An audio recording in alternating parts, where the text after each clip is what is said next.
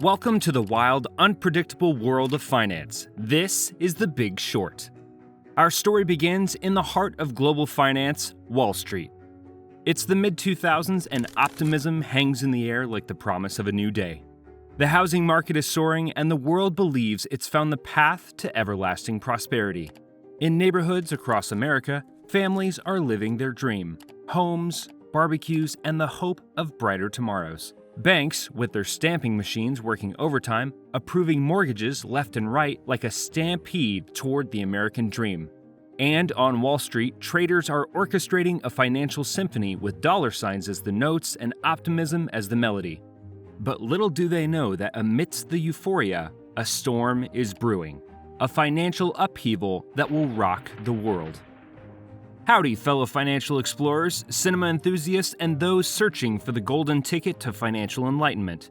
Welcome to the first episode of Fun with Finance. In this video, we'll take you through one of the most captivating films of recent years, The Big Short, a tragi-comedy adaptation of Michael Lewis's 2010 book with the same title about the 2007 to 2008 financial crisis.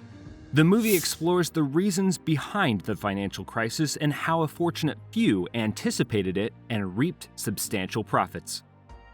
Picture this: it's the mid-2000s and the world is brimming with financial optimism. The housing market is sizzling and everyone seems to live their American dream. However, unbeknownst to most, a storm is brewing. In neighborhoods across America, houses sell faster than hotcakes at a county fair. Families embark on their homeownership journeys with visions of white picket fences, barbecues in the backyard, and the promise of prosperity. Banks eagerly approved mortgages while Wall Street danced to a financial symphony. Yet beneath the glittering facade was a financial house of cards, meticulously constructed but resting precariously on a foundation of uncertainty. Behind closed doors, financial wizards on Wall Street were concocting complex financial instruments that bundled thousands of mortgages together into the so-called mortgage-backed securities. Imagine a bank or a financial institution that lends money to people to buy homes. They grant individual mortgages to home buyers, collecting monthly mortgage payments from each borrower. To diversify risk and create investment opportunities, these banks bundle many of these individual mortgages into a single pool. This pool is what becomes the basis for a mortgage-backed security. The pool of mortgages is divided into shares, representing a fractional ownership of the entire pool. These shares are packaged into bonds, which are then sold in the financial markets.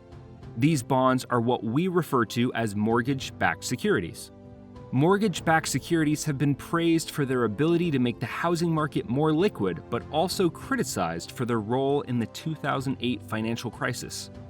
Amidst the financial exuberance of the early 2000s, a few astute individuals detected cracks in the very fabric of the housing market.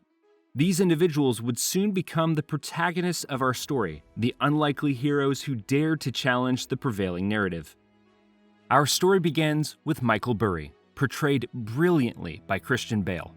Burry, a hedge fund manager, possessed an eccentric genius. He was the first to recognize the glaring irregularities in the housing market, thanks to his meticulous research and unorthodox approach to finance. Burry discovered that the mortgage market was plagued with countless shaky mortgages bundled together and marketed as secure investments. It was as if someone had erected an elaborate mansion atop a treacherously wobbly foundation. Burry wasn't merely an observer, but a man of action. With an audacity that would become legendary, he decided to bet against those mortgage-backed securities, effectively wagering that the housing market would plummet.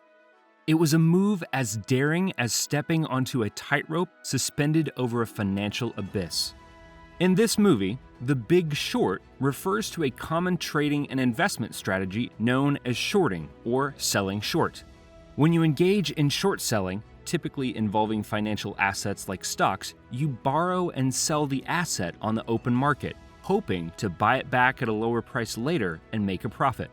In essence, short sellers bet that the asset's value will decrease. And the saga doesn't end with Burry. Enter Mark Baum, portrayed by the incredible Steve Carell. Baum, another hedge fund manager, possessed an uncanny skepticism that made him the perfect counterbalance to the exuberant financial climate. Meanwhile, Charlie Geller and Jamie Shipley, played by John Magaro and Finn Whitrock, entered the scene. These young guns stumbled upon Burry's audacious idea and decided to join the ranks of those who dared to challenge the status quo. So, now we've got our team of financial sleuths ready to roll. But hold on to your hats, the plot thickens. Here's where things get bonkers. Our intrepid team is keen to wager against the housing market, but they need a strategy. Remember those mortgage-backed securities mentioned earlier? Wall Street was selling them like hotcakes. But how does one bet against something that everyone perceives as rock solid? Our heroes reached out to investment banks like Goldman Sachs and Deutsche Bank to buy the so-called credit default swaps on these mortgage bonds. A credit default swap, or CDS for short, is a form of insurance that pays out if the underlying bonds default. Visualize this: purchasing insurance for someone else's vehicle, hoping it crashes. That's essentially what they're doing. Yet they had a gut feeling that a crash was inevitable. So they approached the major banks, and this is where it gets comical. The banks believe they've stumbled upon a band of financial oddballs for wanting to bet against the housing market. Our heroes, however, are nothing if not tenacious. Eventually, they strike deals with the banks to procure these credit default swaps and start pouring significant capital into them. The catch? They must continue paying monthly premiums. If the housing market collapses, they'll win big. But if it doesn't, they'll incur monthly losses. It's akin to making a wager where you keep losing small sums until you hit the jackpot. So, they sit tight, dutifully pay their premiums, and await the inevitable. Lo and behold, the housing market begins to show signs of wear and tear. But the real drama was yet to come. The financial world remained oblivious, continuing to party like it was 1999, even as the storm clouds gathered on the horizon. The question remained, would our heroes' audacious bets pay off, or would they find themselves drowning in a sea of monthly premiums? As the housing market bubble finally burst, it was nothing short of a financial apocalypse. The signs of distress were unmistakable, and our heroes' bets started paying off in a colossal way. Yet this was far from a celebration. The 2008 financial crisis wrought havoc on a global scale. Homes were lost, jobs vanished, and people watched their life savings evaporate like a mirage.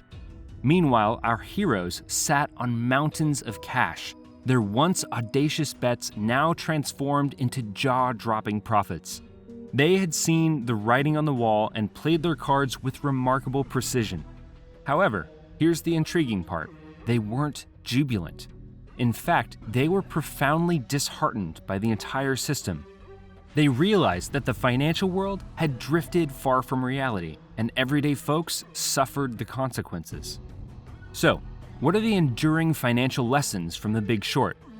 Lesson 1: the danger of financial illusion. The first lesson from The Big Short is the peril of financial illusion. The housing market bubble was a classic example of how appearances can be deceiving. What seemed like an era of endless prosperity and unshakable investments was a mirage. The housing bubble in the years leading up to the 2008 financial crisis was fueled by speculative buying and easy access to mortgage loans.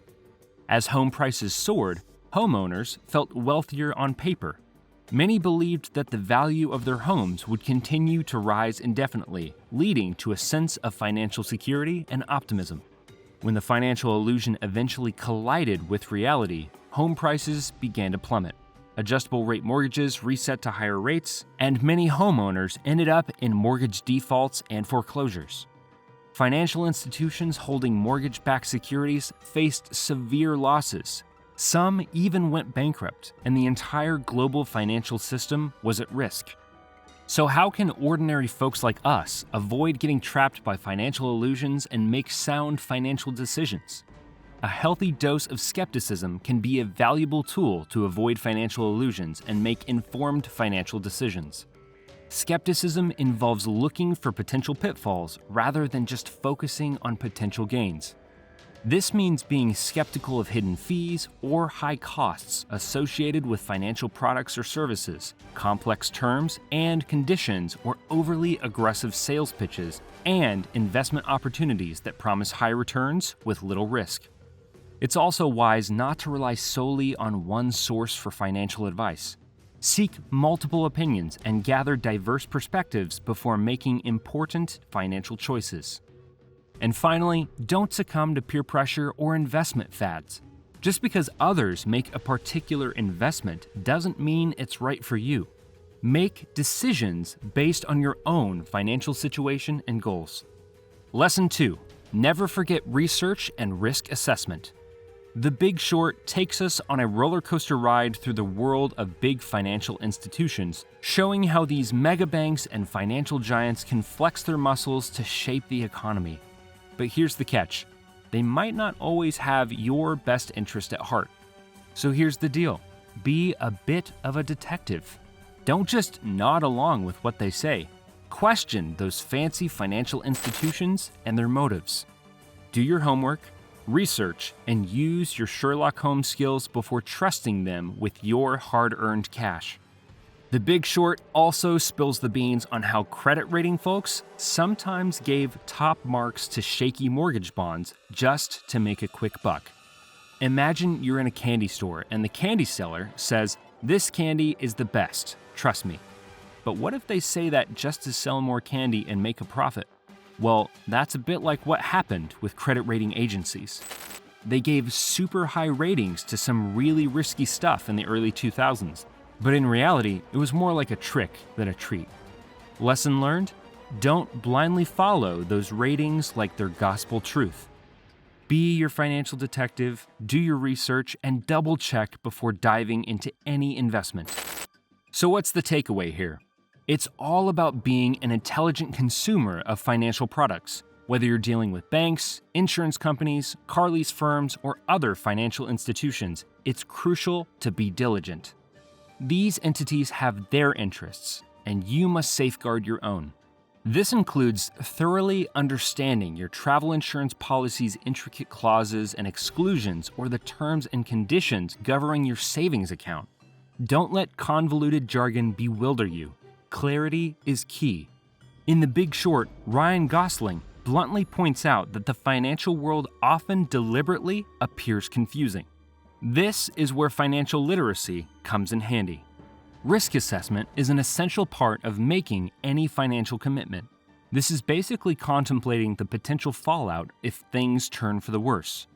Whether you're considering the repercussions of late home loan payments or the risks associated with credit card fraud, being aware of worst-case scenarios can encourage more effective budgeting and steer you towards making wiser financial decisions from the outset. Just like you'd read reviews before trying a new restaurant, you should research and critically assess financial stuff before diving in. Don't let the big players or shiny ratings fool you. Do your homework, be skeptical, and make decisions that are right for you and your financial future. After all, it's your money we're talking about. The Big Short reminds us to invest time in understanding financial concepts, even if they initially seem complex. The more you comprehend the financial world, the better equipped you are to make informed decisions and protect your financial well-being. Lesson 3. Understand debt and use it strategically. In The Big Short, the concept of debt is central to the plot. The debt of homeowners formed the foundation of mortgage-backed securities. Most of these mortgage-backed securities were backed by subprime mortgages, the fancy word for the loans made to borrowers with lousy credit histories.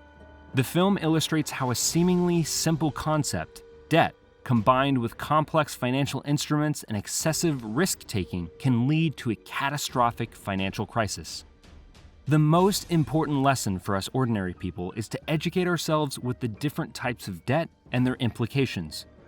Good debt typically refers to borrowing money for something that has the potential to increase in value over time or generate income. For example, taking out a mortgage to buy a home can be considered good debt because it's an investment in real estate, which historically appreciates in value. Bad debt, on the other hand, is when you borrow money for things that don't appreciate in value and can actually cost you more in the long run. Think credit card debt from excessive shopping sprees or high-interest payday loans to cover everyday expenses. Bad debt can be a financial trap. It can quickly spiral out of control if you're not careful, with high interest rates making it challenging to pay off, much like the predicaments the troubled financial players faced in The Big Short. The key is to use debt cautiously and strategically. Good debt can be a tool for building wealth over time, but it should be managed responsibly. When taking on debt, consider factors like interest rate, terms, and your ability to repay. Thanks for joining us today on Fun with Finance. If you found this video helpful, give us a thumbs up and don't forget to hit that subscribe button for more valuable insights into personal finance. Until next time, stay financially savvy.